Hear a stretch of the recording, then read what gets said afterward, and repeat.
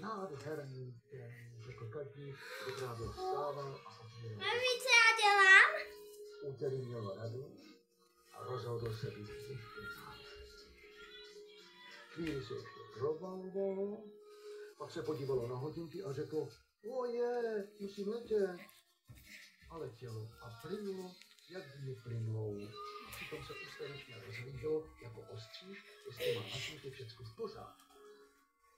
Je všecko všude dost nádherné? Co pak to mám tamhle nenádherné? Mami, víš, co já dělám? V parku na lavičce sedí stará babička. Ne!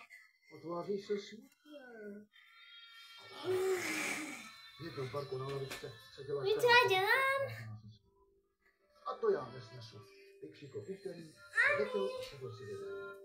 Mami! Babička měla bílé vlásy. Maru, já tě vidím v té kameře.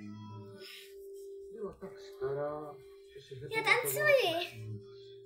Jenom jak se měla, když byla malá. To si ale za to pamatovala důkladně. Co pak, babičko, řekl Úterý. Nic, řekla babička.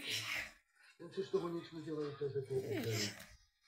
Tobě se to zneká, řekla babička. No tak mi to aspoň vypravuj.